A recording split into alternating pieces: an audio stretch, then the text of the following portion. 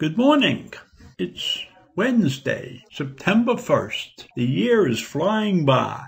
And yesterday, August 31st, was a day that I never heard anything about before. It was a day that was started in 2001 in Australia. It was International Overdose Awareness Day. It's been going on for over 20 years, and there are many community members, as well as governments and non-government agencies, that have held events to raise awareness and commemorate those who have lost their lives to drug overdose. And since 2012, the International Overdose Awareness Day has been coordinated by the not-for-profit Australian public health organization Pennington Institute. Now, in my mind, I know that overdosing has been a major problem in the United States. And yet, with all the overdosing that has gone on in the United States and all the opioid deaths and everything, how come we have never heard about this? At least I have never heard about this Overdose Awareness Day.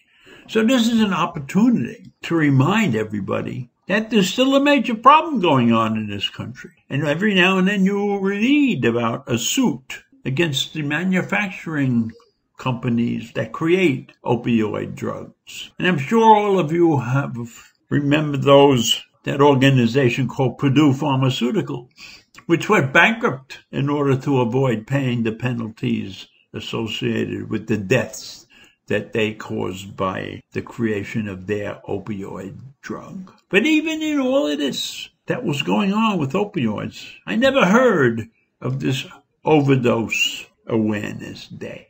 This is a worldwide international day, and they focus on strategies, effective strategies, and frontline workforce education and public awareness activities.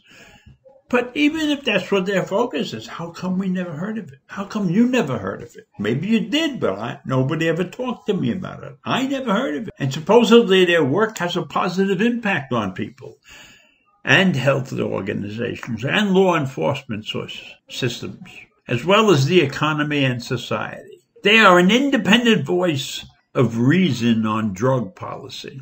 I don't see that there can be an independent voice on reason in drug policy. What is reason in drug policy? To me, you don't take that stuff unless you have a condition that you need it.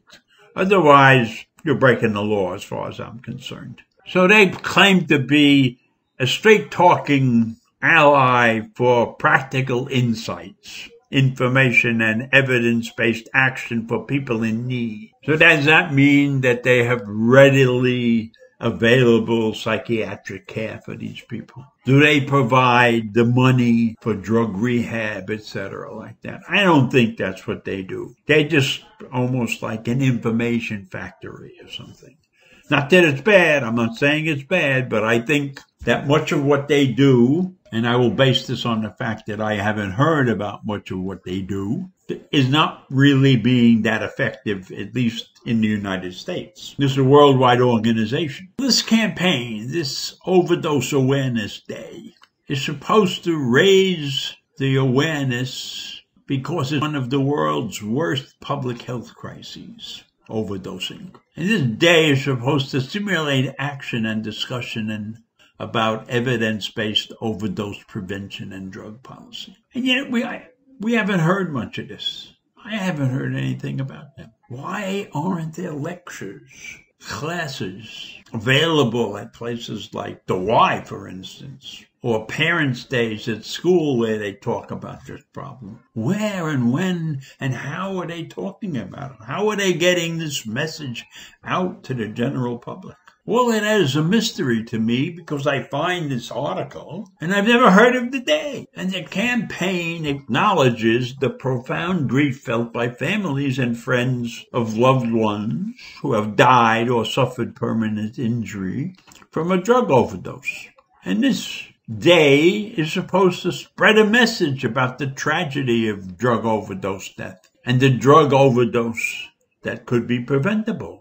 And what are the major drugs out there that we have to watch out for? Now, that information is probably available, but I'm not looking for it because, luckily, I have no members in the family who are involved in drugs. But apparently, this overdose organization provides several things that are important. It's an opportunity for people to mourn those who are in a safe environment and to mourn those for the first time without feeling guilt or shame. Because I bet you that there are many families that did not recognize the problem or chose to look away from the problem when it was going on within their midst. And this organization wants the greatest number of people to be involved and encourage non-denominational involvement. I guess that means everybody can be involved in Overdose Awareness Day. And of course, they want to provide information about the fatal or non-fatal overdose types.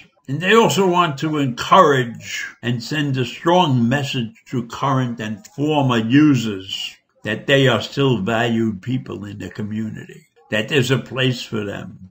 Get yourself cleaned up and you're still a good member of the community. We value your life. I would say that's pretty tough, depending upon what the person with the overdose has done, because we know that dependence on drugs has led to crime and worse than just stealing. They want to stimulate a lot of discussion about overdose prevention and drug policies. So they're ready to provide information and help. But I don't know how well they're doing this job since I didn't know about them. So it seems to me if you want to inform the world, the people in the world about the risk of overdose, you got to be doing a better job. At least in my mind, they're not doing a great job because I haven't heard anything about them until I read this article. It pops up at me. So I wonder how many of you out there have heard of International Overdose Day, and how many of you have gone to one of these events, or even got literature, or maybe an email about it. You know, I've never even seen an email. Do they have a website? I'll have to check. They do have a website. I haven't gone through it, but they do have a website. So at least I know they're out there technologically savvy. But in any event, in my mind, it's not well known enough, and it needs to be promoted more. And they need to do a better job at that. So overdosing is still a major problem in this country, and I'll leave you with that for the time being, and I'll see you in the morning. Bye.